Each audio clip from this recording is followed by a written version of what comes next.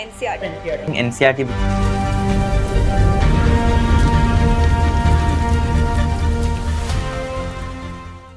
Class 10th मैंने already life process detail में proper one shot में पढ़ाया है। उसके बाहर से कुछ नहीं आएगा, जाकर देखना, लिंक डिस्क्रिप्शन में डालूंगा। वो शून्य प्लेलिस्ट का लेक्चर है। शून्य प्लेलिस्ट में काफी सारे लेक्चर्स हमने ऑलरेडी कंप्लीट कर लिए हैं। बट मैंने पिछले साल एनिमेटेड में भी लाइफ प्रोसेस पढ़ाया था एनिमेशन के साथ, वो भी देख सकते हो। लेकिन आज ऐसा स्पेशल क्या है कि फिर से लाइफ प्रोसेस लेकर के आना पड़ा।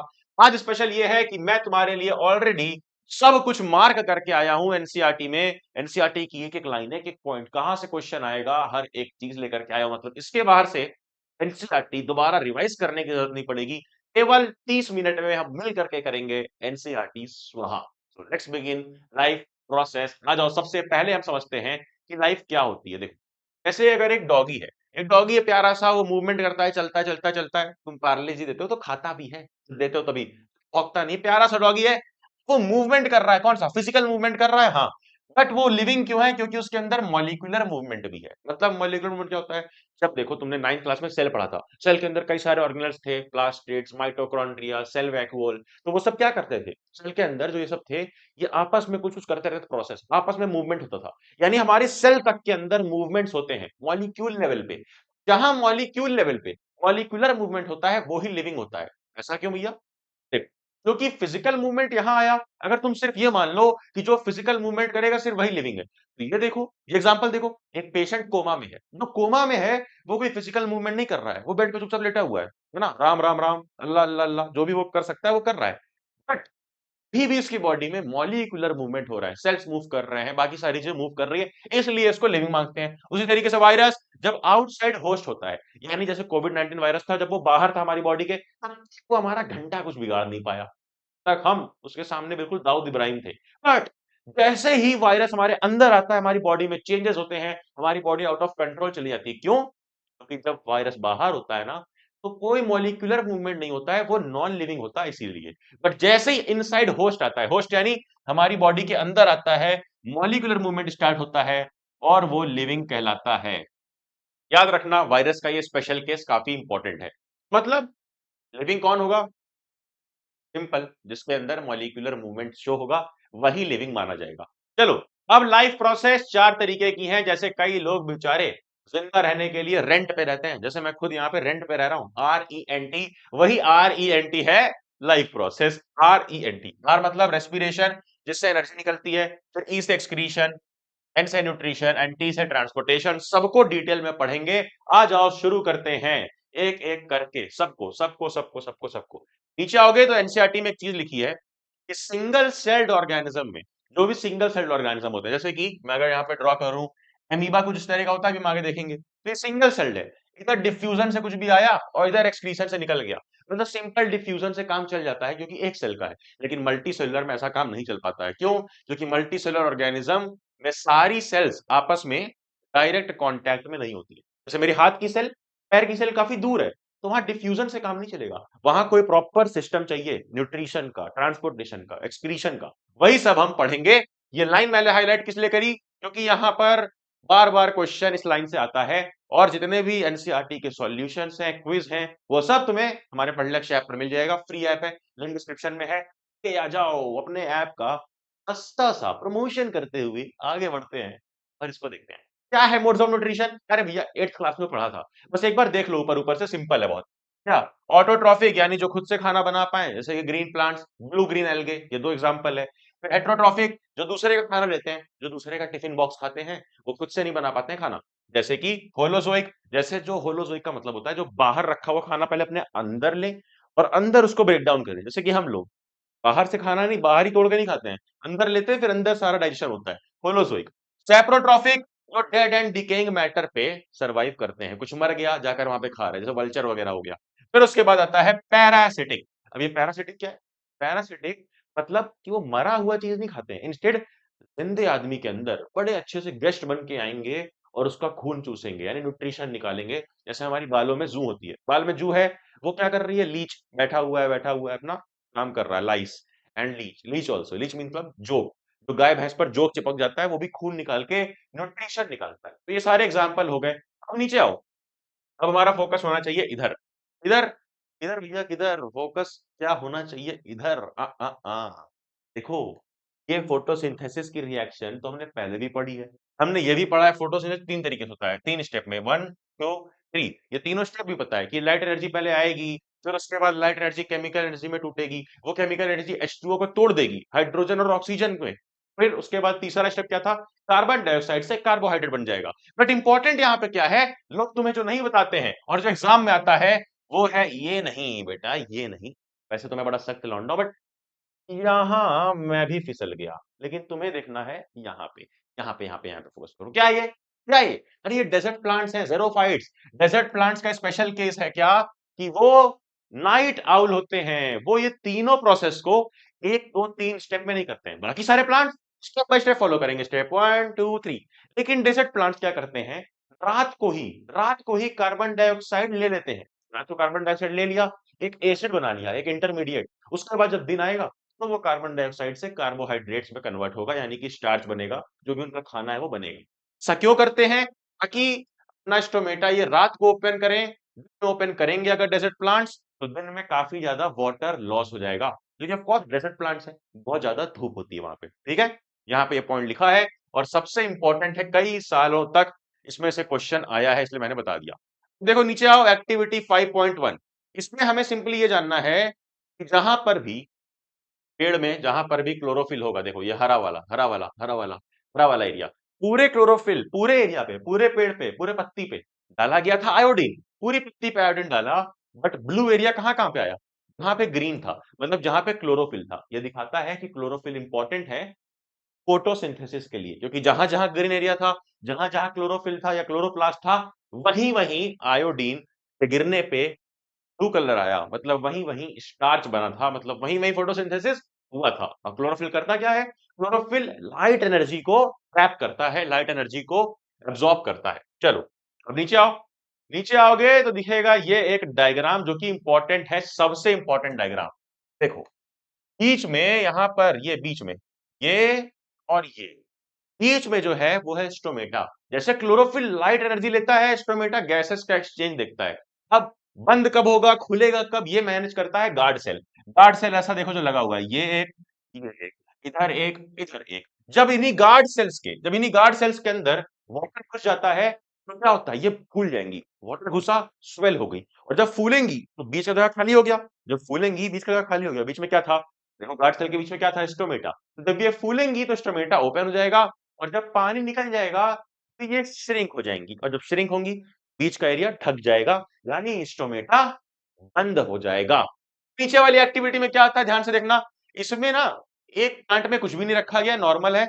एक में यहां पर रखा गया KOH। क्या रखा गया बेटा, KOH, जो कि CO2 के साथ कंबाइन हो जाता है, K2CO3 बना देता है। मतलब CO2 को काम अपना नहीं करने देता है। इसमें दिखाया गया है कि CO2 का काम करना बहुत इंपॉर्टेंट है अगर फोटोसिंथेसिस करवाना है। और इसमें पूछा जाता है कि KOH का क्या रोल है, तो KOH का क्या रोल है कि CO2 को अब्सॉर्ब कर लेता है, और no CO2 means no photosynthesis. ठीक है, समझ में आया, आगे आओ। ये रहा हमारा एमीबा। इसमें एक ही चीज इंपॉर्टेंट है, हमें पता ही है कि सिंगल सेलुलर है, अपने आसपास फूड देखता है तो ये करता क्या है, इस तरीके का सूडोपोडिया बना लेता है।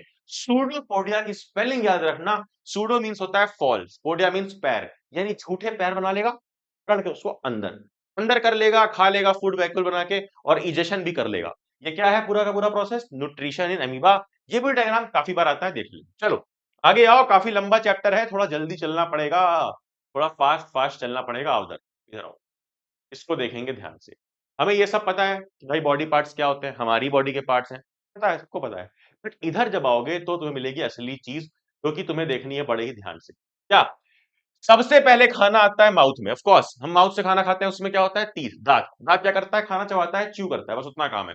टंग, टंग क्या करता है, मिक्स करता है, टेस्ट वर्ड्स में मदद करता है, क्योंकि टंग पे टेस्ट बड्स होते हैं। ठीक है, पता है सबको। फिर सैलिवरी ग्लैंड्स होते हैं यहाँ पर, यहाँ चीक्स में सैलिवरी ग्लैंड्स होते हैं, जिसमें से निकलता है सैलिवरी एमिलेज। क्या है स्पेलिंग याद रखना, सैलिवरी एमिलेज, जो करता क्या है, स्टार्च को सिंपल शुगर में कन्वर्ट कर देता है। मतलब सबसे पहला डाइजेशन कहाँ पे शुरू हो जाता है, हमारे माउथ में, हमारे बुक्कल कैविटी में, हमारे सैलिवरी ग्लैंड्स की मदद से। और किस चीज का डाइजेशन शुरू होता है, स्टार्च का, यानी कार्बोहाइड्रेट्स का। ठीक है, फिर अगला आता है स्टमक, खाना आएगा स्टमक में।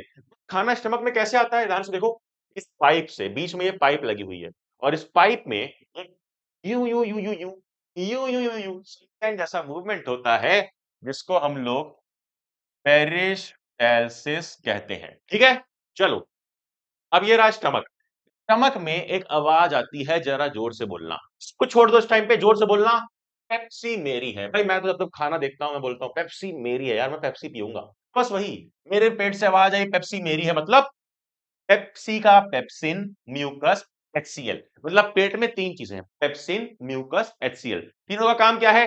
पेप्सिन करता है प्रोटीन का डाइजेशन, एचसीएल करता है एसिडिक मीडियम। एचसीएल जो है वो एक एसिड है, सबको पता है, हाइड्रोक्लोरिक एसिड। तो वो एसिडिक मीडियम बना देता है, एसिडिक कर देता है सब कुछ, ताकि आ रहा है जो खाना ऊपर से माउथ से, टाइप्स में जो बैक्टीरियाज हैं वो मर जाएं एचसीएल की वजह से। फिर म्यूकस क्या करता है? ये इनर लाइनिंग ऑफ स्टमक को बचा करके रखता है। ठीक है, अब देखो, अगला उसके बाद आता है स्मॉल इंटेस्टाइन में। कहां पे आता है? स्मॉल इंटेस्टाइन में। स्मॉल इंटेस्टाइन में आते हैं कई सारे सिक्रीशंस। कहां से आते हैं ये सिक्रीशंस? ये जानना इंपॉर्टेंट है, ये देखना पड़ेगा। देखो देखो, ध्यान से देखना, ध्यान से देखना, ध्यान से, ध्यान से। ये है हमारा लीवर, और ये ग्रीन वाला है हमारा जीबी, जीबी मतलब गैल ब्लैडर, और ये है हमारा पैनक्रियास। ये तीनों चीज अपना अपना सिक्रीशन कहां डालते हैं? स्मॉल इंटेस्टाइन में। लीवर प्रोड्यूस करता है bile juice, liver bile juice को बनाता है, बट स्टोर करता है इस पाउच में, इस ग्रीन वाले पाउच में। इसको बोलते हैं गैल ब्लैडर। और ये गैल ब्लैडर मतलब क्या डाल देता है स्मॉल इंटेस्टाइन में? वही चीज जो ये स्टोर कर रहा है, जो लीवर बना के इसको भेज रहा है। क्या भेज रहा है? Bile juice. क्या? Bile juice. उसी तरह से पैनक्रियास भी अपना सिक्रीशन डायरेक्टली डाल देता है, कहां पे? स्मॉल इंटेस्टाइन में। और पैनक्रियास के पास क्या है? पीटीएम नहीं, पीटीएल। पीटीएल मतलब पैनक्रियास के पास है टी और एल, ट्रिप्सिन और लिपेज। ट्रिप्सिन और लिपेज। ट्रिप्सिन क्या करता है? प्रोटीन का डाइजेशन में मदद करता है, और लिपेज फैट के डाइजेशन में मदद करता है। अब आ जाओ ऊपर। तक हमने क्या देखा था? कि खाना आ चुका था स्टमक में, स्टमक से अब स्मॉल इंटेस्टाइन में। तो स्मॉल इंटेस्टाइन में हमें क्या मिला? हमें लीवर के पास से मिला बाइल जूस, जो कि गैल ब्लैडर में बैठा हुआ था, स्टोर्ड था। बाइल जूस आया, इसने फैट को डाइजेस्ट किया। एक वर्ड लिखा होगा इमल्सिफिकेशन, याद रखना, इमल्सिफिकेशन यानी फैट को तोड़ना छोटे मॉलिक्यूल्स में। फिर पैनक्रियाटिक जूस। पैनक्रियाटिक जूस कौन सा होता है? यही, पैनक्रियाज में दो होते हैं, ट्रिप्सिन, लिपेज। ये क्या करता है? प्रोटीन और फैट को डाइजेस्ट करता है। और फिर आखिरी में होता है इंटेस्टाइनल जूस। ये कहां से निकलता है? स्मॉल इंटेस्टाइन की खुद की वॉल्स में से, स्मॉल इंटेस्टाइन में से ही कुछ कुछ जूसेस निकलते हैं। ठीक है, कुछ कुछ जूसेस निकलते हैं जो कि प्रोटीन को एमिनो एसिड में, कार्बोहाइड्रेट को ग्लूकोज में, फैट को फैटी एसिड और ग्लिसरॉल में फाइनल कन्वर्ट कर देते हैं। और जब ये हो जाए, जब ये चीजें मिल जाएं, तो बोलते हैं कि डाइजेशन इज कंप्लीटेड। मतलब डाइजेशन कंप्लीट कहां पे होता है? स्मॉल इंटेस्टाइन में कंप्लीट होता है। कौन कौन से एंजाइम यूज हुए इसमें? ये सारे यहां पर नीचे लिखे हुए हैं। और याद रखना कि लार्ज इंटेस्टाइन में बस एक काम होता है, वहां पर पानी एब्जॉर्ब करते हैं, फिर उसके बाद एनस में आता है खाना, और बाथरूम में जाके फ्लश तुम कर देते हो। समझ गए? समझ गए ना? बिल्कुल सिंपल प्रोसेस है। ये सारे एंजाइम इसमें यूज होते हैं। अब आ जाओ, अब आ जाओ नीचे। इसके बाहर से कुछ भी नहीं आएगा बेटा, सब कवर हो गया। ये देखो, जो लाइन इंपॉर्टेंट है वो मैंने खुद हाईलाइट करी है। ये लाइन क्या बोल रही है? कि हर्बीवोरस में, हर्बीवोरस में स्मॉलर, हर्बीवोरस में जो स्मॉल इंटेस्टाइन है, ये बड़ी क्यों होती है, लंबी क्यों होती है? क्योंकि बड़ी मुश्किल होती है ग्रास को डाइजेस्ट करना। मीट जो होता है नॉनवेज, वो इजी होता है डाइजेस्ट करना, इसलिए कार्निवोर्स में, जैसे कि टाइगर हो गया, उसमें क्या होता है? शॉर्टर स्मॉल इंटेस्टाइन पाई जाती है। ठीक है, चलो, अब ध्यान से देखना। स्मॉल इंटेस्टाइन में जब खाना आया था, तो बोलते हैं ना कि खाना खाना जरूरी नहीं है, खाना पचना और उसके बाद खाना शरीर में लगना जरूरी है। ये खाना शरीर में लगेगा कब? जब न्यूट्रिशन हमारी बॉडी में फैलेगा। तो खाना डाइजेस्ट हुआ स्मॉल इंटेस्टाइन में, उसके बाद पूरे बॉडी में फैलाना है। कैसे फैलता है ये देखना ध्यान से, देखना देखना देखना। ये स्मॉल इंटेस्टाइन की वॉल है, ये स्मॉल इंटेस्टाइन ही है पूरा। ठीक है, और इस पे बना क्या हुआ है? इस पे बना ऐसा ऐसा ऐसा ऐसा ऐसा ऐसा ऐसा ऐसा ऐसा ऐसा, ये बना है विलाई। क्या? विलाई, जो कि छोटे छोटे छोटे छोटे छोटे छोटे इस तरह के स्ट्रक्चर होते हैं। इसके तीन फायदे हैं। इसमें बहुत ढेर सारे ब्लड वेसल और लैक्टियल होते हैं, जिससे एब्जॉर्प्शन इजी होता है। ये वन सेल थिक होता है, सिर्फ इतना पतला कि एक सेल के बराबर। तो डायरेक्टली न्यूट्रिशन जो भी आया, फटाक से अंदर, देखो फटाक से अंदर ब्लड स्ट्रीम में ले आएगा, सीधे ब्लड में, ताकि पूरे बॉडी में न्यूट्रिशन पहुंच पाए। फिर तीसरा, इसका बहुत लार्ज सरफेस एरिया होता है। क्यों? क्योंकि ये ऐसे ऐसे, देखो ध्यान से, फोल्ड है। कोई भी चीज को बहुत फोल्ड करके बनाओगे, तो वो बहुत ज्यादा बड़ी सरफेस एरिया की बनती है। लॉजिकल बात है यार, लॉजिकल बात है भैया, इतना तुम्हें पता ही है। चलो नीचे आओ, नीचे आओ और ये देखो, ध्यान से देखेंगे इसको। ये क्या है? ये है एक एक्टिविटी जहां पर एक तरफ लाइम वाटर लिया गया है, दूसरी तरफ भी लाइम वाटर लिया गया है। लाइम वाटर मतलब क्या होता था बेटा? लाइम वाटर मतलब भैया CaOH ट्वाइस। लाइम वाटर लिया गया है, इसमें क्या कर रहे हैं, एक तरफ पिचकारी से हवा डाल रहे हैं और एक तरफ खुद से ब्लो कर रहे हैं, हवा ब्लो कर रहे हैं, है ना? Your job is to blow, as you know. बस हवा ब्लो कर रहे हैं एक तरफ खुद से। बताओ किसमें जल्दी से लाइम वाटर मिल्की हो जाएगा? मतलब अरे यार हमने पढ़ा था, चैप्टर नंबर 1 में पढ़ाया था मैंने, कि CO2 को जब CaOH में मिला दोगे ना, तो ये CaCO3 बन जाता है, कैल्शियम कार्बोनेट, जो कि सॉलिड होता है व्हाइट कलर का। और जैसे ये बन जाए तो बोलते हैं लाइम वाटर मिल्की हो गया, मिल्क मिल्क बन गया, क्योंकि व्हाइट व्हाइट बन जाता है। तो मिल्की किसमें जल्दी होगा? जिसमें ज्यादा CO2 होगा, क्योंकि CO2 ही इसको मिला करके मिल्की कर दे रहा है। तो CO2 किसमें ज्यादा होगा सोचो, पिचकारी से हवा भरने में या खुद से हवा ब्लो करने में?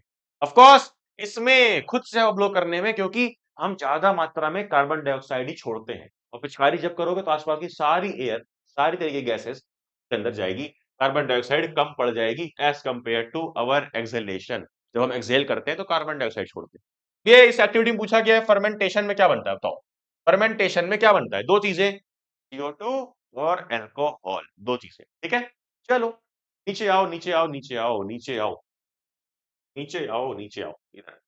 अब ये है एक और चीज, ये है क्या? अलग अलग तरीके के रेस्पिरेशन के पाथवेज, बहुत इंपॉर्टेंट है, ध्यान से देखेंगे। हमें पता है, हमें पता है क्या? ग्लूकोज। ग्लूकोज क्या है? 6 कार्बन मॉलिक्यूल। 6 कार्बन क्यों बोलते हैं? अरे भाई C6H12O6, ठीक है। साइटोप्लाज्म में होता है क्या? ये कन्वर्ट हो जाता है पैरवेट में। किसमें? पैरवेट में, जो कि 3 कार्बन मॉलिक्यूल है, C3H4O8। फिर उसके बाद 3 रास्ते मिलते हैं। पहला, अगर ऑक्सीजन नहीं है तो क्या बनता है? ईस्ट के अंदर इथेनॉल और कार्बन डाइऑक्साइड और एनर्जी, थोड़ी सी एनर्जी, वो ज्यादा नहीं, थोड़ी एनर्जी बनती है। फिर अगर मसल सेल्स में आता है, हमारी खुद की मसल सेल्स में, और ऑक्सीजन की कमी मिल जाती है उसको, तो क्या होता है? लैक्टिक एसिड और एनर्जी। फिर अगर ऑक्सीजन की प्रेजेंस में आ जाए, मतलब अभी तो दोनों केस में ऑक्सीजन नहीं मिला, बट अगर ऑक्सीजन मिल जाए, वो कहाँ मिलता है? माइटोकॉन्ड्रिया में, power house of the cell, 9th में पढ़ा था ना। पावर निकलती है काफी अच्छी, कार्बन डाइऑक्साइड, वाटर और एनर्जी। और इस बार एनर्जी सबसे ज्यादा होती है, कितनी? 38 ATP। ये ATP क्या है? एनर्जी नापने का एक तरीके से यूनिट है, एडिनोसिन ट्राइफॉस्फेट। चलो ये 3 रास्ते पढ़ लिए, इसमें से भी काफी क्वेश्चंस बेटा आते हैं, इसलिए मैंने आपको बता दिया। अब इधर आ जाओ, ये क्या है? ये क्या है? ये क्या है? ये क्या है? देखो देखो देखो देखो देखो, तुम सांस लेते हो कैसे? और फिश को जब देखोगे तो फिश बहुत जल्दी जल्दी करती है, यानी बहुत जल्दी जल्दी ये इनहेल एक्सहेल करती है। क्यों? क्योंकि हमारे आसपास काफी ऑक्सीजन है, लेकिन पानी में कम ऑक्सीजन डिसॉल्व है। सोचो, पानी में जितना ऑक्सीजन डिसॉल्व है, जितना भी मिल जा रहा है डिसॉल्व, बस उतना ही उसको लेना है। इसलिए उसको ज्यादा बार ये करना पड़ेगा ताकि ज्यादा ऑक्सीजन ले पाए। मतलब रेट ऑफ रेस्पिरेशन काफी ज्यादा होता है फिश के अंदर। क्यों ज्यादा होता है? क्योंकि डिसॉल्व्ड ऑक्सीजन पानी में कम होता है, और फिश ऑफ कोर्स पानी में ही तो रहती है ना। सिंपल। अब नीचे ये जो बॉक्स लिखा है बेटा, ये मैंने सिंपल से पिक्चर से दिखा दिया कि विमल वगैरह नहीं खाना है, ठीक है, जुबान केसरी नहीं करनी है, वरना गुटखा खाने से कैंसर होता है, साफ साफ एनसीईआरटी में लिखा है। तो अगर कोई भी गुटखा खाता है, मेरे क्लास का बच्चा, प्लीज गुटखा मत खाना, है ना बेटा, बंद कर दो। चल आ जाओ आगे, अजय देवगन मत बनो, अक्षय कुमार बनो। चलो ये आ जाओ, ये आ जाता है हमारा रेस्पिरेटरी सिस्टम पूरा का पूरा। जैसे डाइजेस्टिव सिस्टम था वैसे रेस्पिरेटरी है। इसमें का फंक्शन नहीं जानना है, इसमें बस जान लो कि क्या क्या फ्लो है, मतलब कैसे कैसे कौन कौन सा पार्ट है। ये पूरा का पूरा पार्ट है। नसाइल पैसेज, ऊपर से आई हवा, फिर कहाँ आई? फेरिंग्स में, फेरिंग्स में आई, फिर आई लैरिंग्स में, फिर ट्रैकिया, ट्रैकिया यानी विंड पाइप, ठीक है। फिर उसके बाद ट्रैकिया के ऊपर रिंग्स ऑफ कार्टिलेज लगा होता है। फिर जो बीच वाला पोर्शन है यहाँ पर, ये होता है ब्रोंकी। ब्रोंकी जब टूटता है तो टूटता है किसमें? ब्रोंकियोल्स में। और ब्रोंकियोल्स एकदम ये आखिरी पार्ट है, देखो ये एकदम पेड़ के ब्रांचेस जैसा, इसके आखिरी पार्ट के एकदम टॉप पे लगा होता है ये एल्वियोलर सेट, एल्वियोली, ठीक है, इस तरह का देखो। अब याद करने के लिए यहां पर देख लो क्या, नेसल पैसेज, फिर फेरिंग्स, फिर लैरिंग्स, फिर ट्रैकिया, फिर रिंग्स ऑफ कार्टिलेज, फिर ब्रोंकी, ब्रोंकियोल्स, और आखिरी में एल्वियोली। एल्वियोली बहुत इंपॉर्टेंट है, क्योंकि यहीं पे सारा CO2 O2 का एक्सचेंज होता है। बहुत इंपॉर्टेंट पार्ट है ये, बहुत ज्यादा इंपॉर्टेंट। तो आ जाओ, यहीं पे सारा ऑक्सीजनेशन होता है। और ये देखो ध्यान से, यहां पर देखो क्या लिखा है, कौन मदद करता है ह्यूमंस में? हीमोग्लोबिन। बोलते हैं ना कि तुम्हारे ब्लड में हीमोग्लोबिन काफी कम हो गया है, ज्यादा होना चाहिए। क्यों? क्योंकि हीमोग्लोबिन एक ऐसा पिगमेंट है जो काफी ज्यादा एफिनिटी है ऑक्सीजन की तरफ। एफिनिटी मतलब प्यार है, मतलब हीमोग्लोबिन लव्स ऑक्सीजन, और हीमोग्लोबिन होगा तभी ऑक्सीजन को वो फटाक से कंबाइन कर लेता है और ब्लड में फैला देता है। मतलब हीमोग्लोबिन बहुत इंपॉर्टेंट है, ध्यान देना, ठीक है। चलो अब आ जाओ नीचे ट्रांसपोर्टेशन पे। अपने हार्ट के बारे में, अपने दिल के बारे में पढ़ना है तो तुमने किसी और को दे दिया। आई नो दे दिया है, एक्सेप्ट कर लो, आ जाओ इधर। तुमने किसी और को तो दिल दे दिया, बट यार मुझे तो समझाना ही पड़ेगा। देखो ध्यान से, दिल के अंदर 4 चैम्बर्स होते हैं और यहाँ ये लाइन लिखी है कि दिल कितना बड़ा होता है, एक मुट्ठी के बराबर। ऐसे करो, ये इतना ही बड़ा तुम्हारा दिल है, ठीक है। लेफ्ट साइड पे हल्का सा ऐसा यहाँ पे रहता है टिल्ट, ठीक है। इतना ही बड़ा दिल है, इसमें 4 चैम्बर्स हैं, ये 4 चैम्बर्स में बटा हुआ है, ठीक है। कौन कौन सा? Left atrium, left ventricle, right atrium और राइट वेंट्रिकल। समझ में आई बात? हाँ भैया समझ में आई। अब इसको मैंने सिंपल तरीके से ड्रॉ कर दिया इधर, ये देखो। ऐसे खड़े हो जाओ बीच में, राइट लेफ्ट। कैसे कैसे कैसे कैसे कैसे कैसे? Right atrium, right ventricle, left atrium, left ventricle. अब बीच में ऐसे जगह खाली होती है, मतलब ऊपर वाले को आट्रियम बोलते हैं, नीचे वाले को वेंट्रिकल बोलते हैं। बीच में ये रास्ता खाली होता है जिसको बोलते हैं वॉल्स, ठीक है, वॉल्स। ये वाला होता है ट्राइकस्पिड, और ये वाला इधर लेफ्ट वाला होता है बाइकस्पिड। याद रखना, थोड़ी एक्स्ट्रा नॉलेज दे दी है ताकि क्लास में कूल बन सको। चलो ठीक है, आओ देखते हैं डबल सर्कुलेशन, जो कि मेरा फेवरेट है, जो मैं इस ट्रिक से बताऊंगा, ध्यान से समझेंगे। क्या रेडी हैं? क्या रेडी हैं? हाँ भैया रेडी है, ध्यान से समझेंगे। क्या ट्रिक, क्या है ट्रिक, क्या है ट्रिक, क्या है? देखो, पहले एक बॉक्स बनाएंगे रेक्टेंगल, फिर उसको बीच से डिवाइड कर देंगे, है ना। बीच में जगह छोड़ देंगे जैसा मैंने बताया, क्योंकि जगह होती है। अब आर ए आर बी यानी right atrium, right ventricle, left atrium, left ventricle, यानी हार्ट बनाया, उसके 4 चैम्बर बना दिए। ऊपर बनाया है क्या? ये ऊपर है लंग्स, और नीचे ये जो मैं हूं, ये जो मेरी शक्ल दिख रही है, ये है बॉडी, यानी नीचे है बॉडी पार्ट्स, हार्ट और लंग। और करना क्या है? अब ऐसे खड़े हो जाओ, इधर लिखो ए, इधर लिखो ए, इधर लिखो वी, इधर लिखो वी। इससे पहले ये ऐश्वर्या राय का डांस करने लग जाए, मैं तो बता दूं कि ट्रिक सिंपल है यार, बहुत सिंपल। 4 बॉक्स बनाए, फिर इधर ए, इधर ए, इधर वी, इधर वी। करना क्या है? A V, A V. कैसे? देखो ध्यान से, ध्यान से, ध्यान से देखेंगे, बहुत ध्यान से देखने की जरूरत है।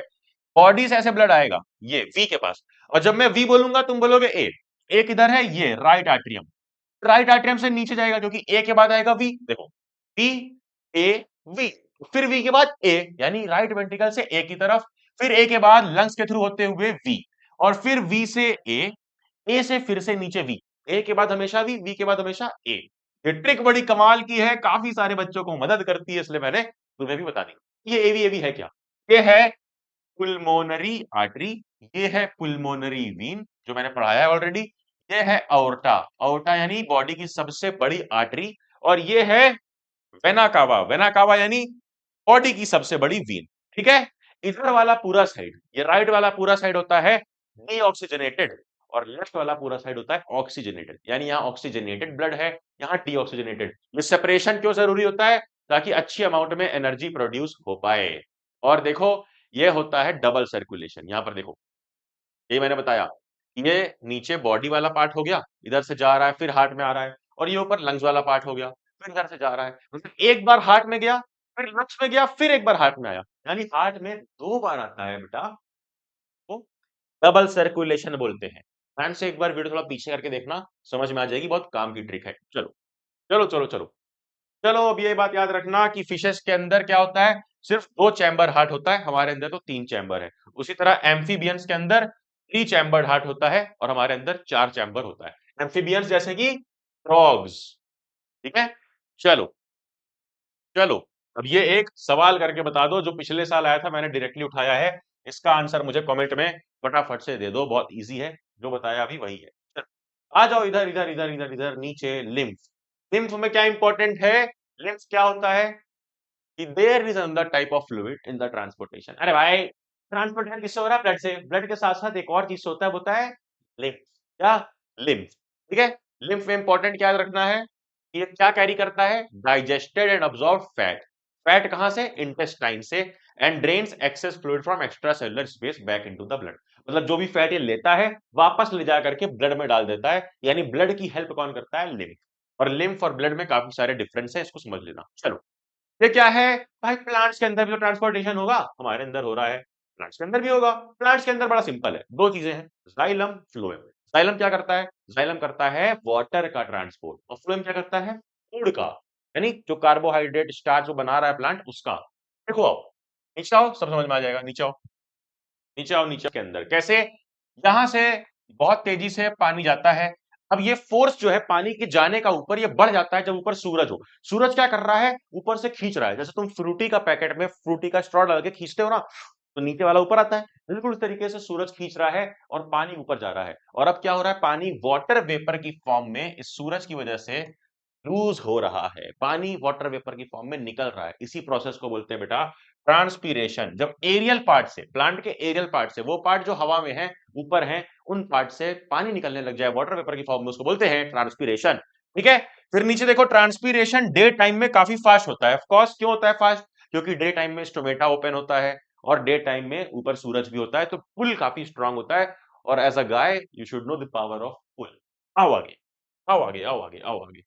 ये देखो, ये ध्यान से देखो, फूड कैसे होता है? फूड फूड होता है बेटा, अगले प्रोसेस इसका नाम है ट्रांसलोकेशन, जिसमें फ्लोएम काम आता है। उसमें जाइलम काम आता है पानी वाले काम में, और खाने वाले काम में फ्लोएम। याद रखना, फ्लोएम जो है, जो फूड का ट्रांसफर है, वो काफी एक्टिव ट्रांसपोर्ट है। तो ऐसे मैं पेड़ हूं, ये मेरी इस पत्ती में खाना बन रहा है, क्योंकि खाना तो पत्ती में बनता है, पत्ती से पूरा पहुंचाना है, नीचे भी ऊपर भी सारे पार्ट्स में, इसलिए उसमें काफी एनर्जी लगती है। इसलिए एटीपी का यूज किसमें होता है, अगर कोई पूछे? ट्रांसपीरेशन में या ट्रांसलोकेशन में? ट्रांसलोकेशन में, आने वाले प्रोसेस में। अब ये सारे क्वेश्चंस के आंसर यार तुम्हें इजीली एनसीईआरटी सॉल्यूशन अपडेटेड वाले मिल जाएंगे हमारे ऐप पे।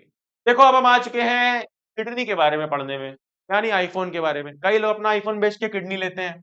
अब जैसे ये आईफोन है, फिर ये चार्जर में जुड़ा एक वायर से, है ना, चार्जर में जुड़ा एक वायर से आईफोन, इसी तरीके का तो किडनी भी होता है। ध्यान से देखो, जैसे ये किडनी है, ध्यान से देखो, ये किडनी है, ठीक है, ये वायर की मदद से जुड़ी है, किससे? इस ब्लैडर से। समझ लो ये चार्जर है, किडनी है, और ये जो वायर है इसको बोलते हैं यूरेटर, और जिससे ये जुड़ा है इसको बोलते हैं बेटा यूरिनरी ब्लैडर, और जिससे तुम यूरिनेट करते हो उस पॉइंटर को बोलते हैं यूरेथ्रा।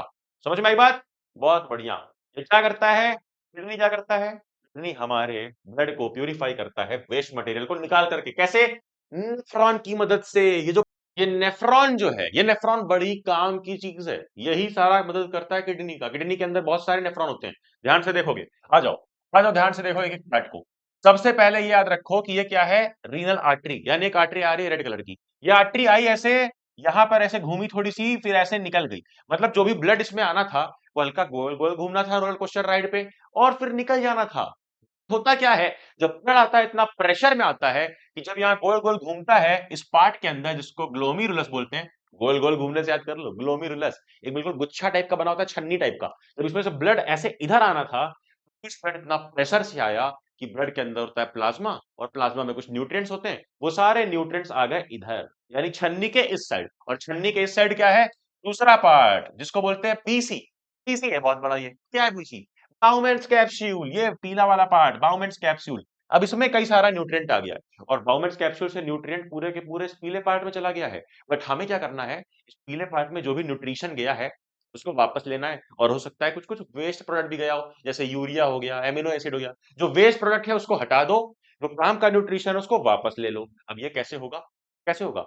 ये होगा कैपिलरीज की मदद से। यहाँ नीचे देखो कैपिलरीज लगी हैं, यानी वेन्स और आर्टरीज के छोटे छोटे से पार्ट्स लगे हैं। एक कैपिलरी का हिस्सा लगा हुआ है जो वापस लेगा न्यूट्रिएंट्स को। तो वापस लेते हैं, अच्छा ये बताओ, क्योंकि अगर इस पीले वाले पार्ट में छोड़ दिया, तो आखिरी पार्ट इसका क्या है पीले वाले का? ये कलेक्टिंग डक्ट, तो डायरेक्टली कनेक्टेड होता है यूरेटर से, जो कि जा करके बेटा यूरिन में सब कुछ बहा देगा। हम नहीं चाहते कि यूरिन में सारी काम के न्यूट्रिएंट्स बह जाएं, इसलिए हमें वापस चाहिए। अब ये कैपिलरीज करेंगी क्या? वापस लेंगी। कैसे? 3 स्टेप है। स्टेप नंबर 1, जो भी चीज आई इस छन्नी में से छन के निकल गई, ठीक है, छन्नी में से छन के निकल गई, इस प्रोसेस को क्या बोलते हैं? Ultra filtration. फिल्टर हो गई छन्नी में से, अल्ट्रा फिल्ट्रेशन, या फिर ग्लोमेरुलर फिल्ट्रेशन, क्योंकि ग्लोमेरुलस नाम की छन्नी के थ्रू फिल्टर हुआ।